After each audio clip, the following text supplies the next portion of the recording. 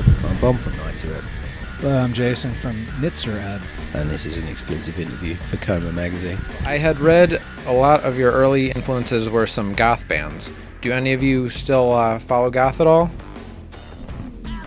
Well, I mean, I don't know. We still listen to some of the bands that I listened to when we started. I certainly still play in the flat field fairly regularly, and a number of other sort of, some old Virgin Prune stuff, and which I guess is all under the goth moniker. But Sure. In general, we feel, I think, pretty much the same way as we felt when we started. That there was no, there wasn't a genre-specific reason for listening to bands or particular tracks. It's more the fact that whether they were good music, good bands, really drew us to following anything, and still is the case. Sure. Yeah, I mean, if it's good music, then we'll listen to it regardless of whatever genre it happens to be in. All right. Now, it was mentioned in another interview that your imagery has socialist connotations to it. Do any of you have any socialist leanings, or was that just kind of you liked the imagery and just went with it? Well, I mean, the imagery in general in the early days we picked from both extremes of politics, Sure. left and right. But we've always been left-leaning ourselves. Well, I don't know whether we'd call ourselves out-and-out socialists, Sure. but certainly our politics have been more left-leaning and more socially responsible. So yeah, I mean, when we first were growing up making music, that was in the midst of the Margaret Thatcher years, extreme unemployment, traditional industries in England, coal mining, shipbuilding being deliberately run down. So it was pretty difficult being a young kid not wanting to have a sense of social justice. Sure. Okay. Now, back in '95, Big Hit turned out to be anything but. Now, I've read about all the problems and delays that you had. Do you feel like if you had been able to put that album out sooner, that the forward momentum you had built with the previous albums would have continued on? It's difficult sort of thing to weigh up in general, because in some ways, there's the momentum thing. I mean, any time you take a long time to get an album out, you do lose some of that. But I think musically, in some ways, it was out too soon. I think there were a lot of even bands like Radiohead kind of mixed electronics and rock, later on, in a way that maybe we didn't define it as much as we wanted to back then, but that's a lot of what we were hinting at. So I think that's been more of an issue with us as a band all the way through, is maybe being too far ahead of our time, and then audiences catching up. So I think in some ways that was a bit of both. In terms of getting a record out, it probably took a bit too long. Right. But in terms of the content and everything else, I think it was a little bit ahead of its time, and maybe too far ahead of a lot of our audience as well. So it sort of fell between two stools and didn't, And as you say, the title was intentionally ironic. Now, how big an impact did the success of Big Hit have on the decision to pretty much get back to basics on Industrial Complex? Well, probably more of the decision to get back to basics was because we'd taken a hiatus for over a decade. Right.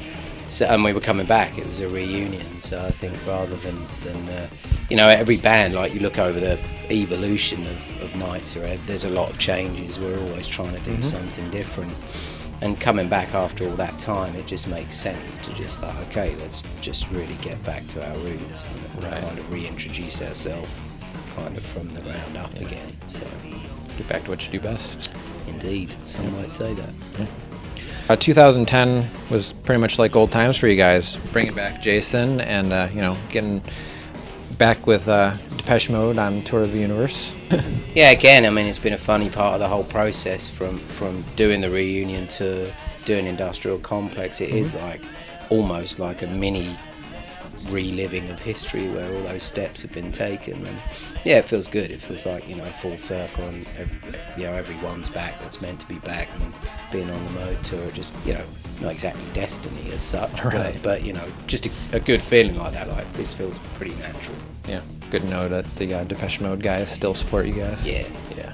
Since you were unsigned at the time of writing Industrial Complex, it was self-financed, right? Yeah. Okay.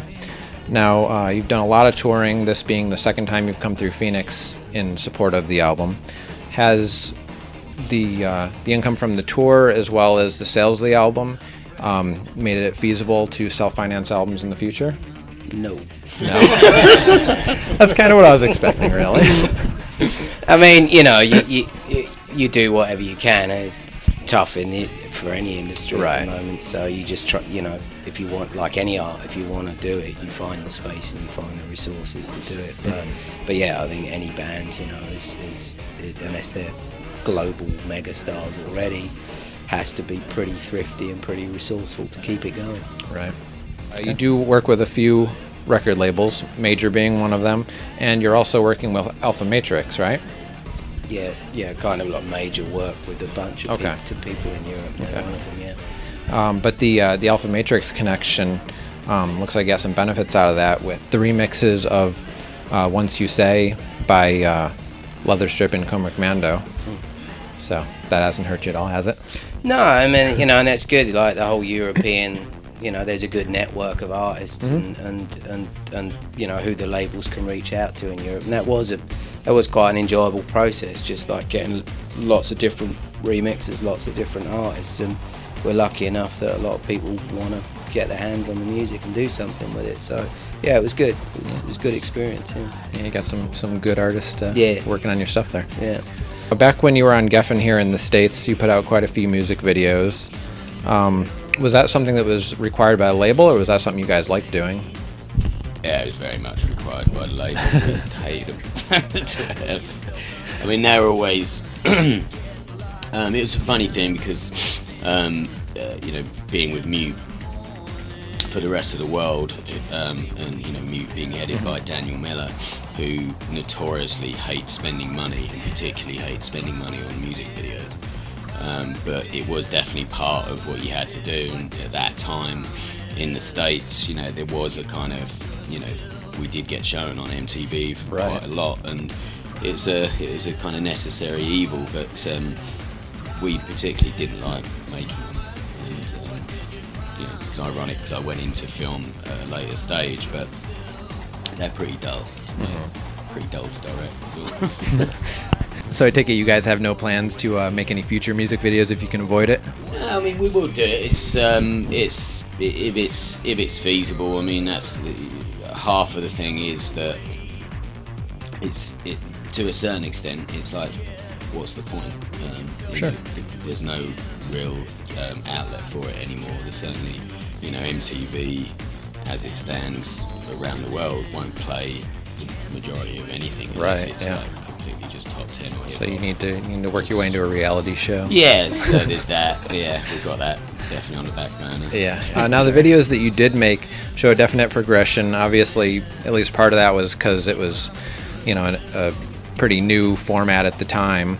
Of the videos you did, what were some of your favorites once they were all said and done? Yeah. I don't know, they all sort of had merits. I mean, probably the most fun one to do was Godhead. It was just so ridiculous. Yeah, Godhead was good. I still really liked the one for Hearts and Minds. Yeah, that was good. Although the actual shoot for that, like we did, the whole idea is that we were body painted, so but by the nature of it, we had to be semi-naked to do it. Right. And it was in February in this, sound stage that was like freezing. Yeah. So that was really not fun to make, but I really liked the end result. Lightning Man's good. Yeah, and any of the videos we did with Angela Conway, because she was just amazing to work with. It was such good fun. She had a great crew, so they were really good fun. Speaking of semi-nakedness, my actual favorite was the video for I Give to You, which had to be so much fun to make, right? Everyone was sick for weeks. Yeah, it was nuts. I had a dead bird in my mouth as well at one point. because they had like Bowser's spraying water off of the building, Right. to make it look like it was raining. Right. So all the water that was coming off the top of this building obviously took all the crap that was on the roof of it as well, which happened to be at this point a dead bird that landed in my mouth. Wow. Very fuzzy. Yeah, that's just such an odd video that it just stood out to me as like somebody really had to think about that one. Now, on the topic of the much awaited DVD, what's the current progress on that? Well, now that's a question. Well, I mean, it's turned into such a big project. You know, like we've got so much footage. We're still rolling, you know, on the tour. Right. So, I think we're just doing the best we can at this point to try and sort through it all, make sense of it, and see what we can do with. But it still is an ongoing process. Right. So one day.